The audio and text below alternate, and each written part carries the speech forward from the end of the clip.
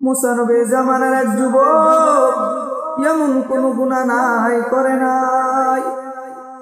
এলাকার মানুষেরা সবাই এক হয়ে গেল, এই যুবকের আর এলাকায় রাখা যাবে না।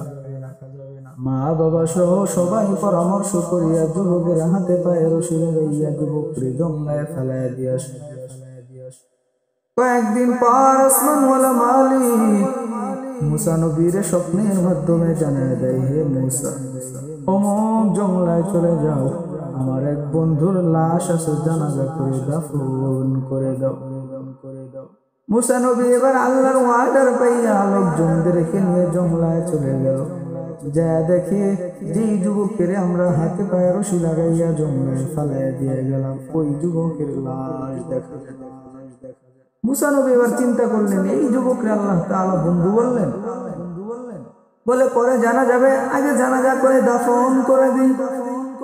জানাজা দাফন কাফন শেষে মুসা নবী আল্লাহর কাছে জানতে চাইল, মালিক, এই যুবক তো এমন কোনো গুনাহ নাই যা জীবনে করে নাই, আপনি এই যুবককে কেন বন্ধু বললেন?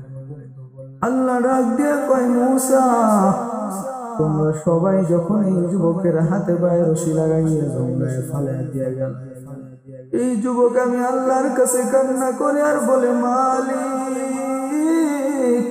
আজকে দুনিয়ার লাইনে সব দরওয়াজা আমার সামনে বন্ধ হয়ে গেছে। আমার গুনার কারণে আমার মা, আমার বাবা, আমার ভাই, আমার বোন, আমার এলাকার মানুষেরা আমার হাতে পায়ে রশি লাগাইয়া জঙ্গলায় ফেলাইয়া দিয়ে গেল। ও আল্লাহ, আপনি আমারে ফেলাইয়া দিন না, আপনি আমার মালিক, আপনি যদি ফেলাইয়া দেন আমার যাওয়ার কোনো জায়গা নাই, ও মালিক দয়া করে আপনি আমারে ফেলাইয়া দিন না। আল্লাহ তাআলা ডাক দিয়া কয়, মুসা শোনো, ওই যুবক কেমন ওযুর দ্বারা কান্না করতেছিল, আমি আল্লাহর মায়ার কুদরতে জোশ এসে গেল, আমি আল্লাহ বান্দাকে মাফ করে দিয়া একবারে মাসুম বানিয়ে দিলাম।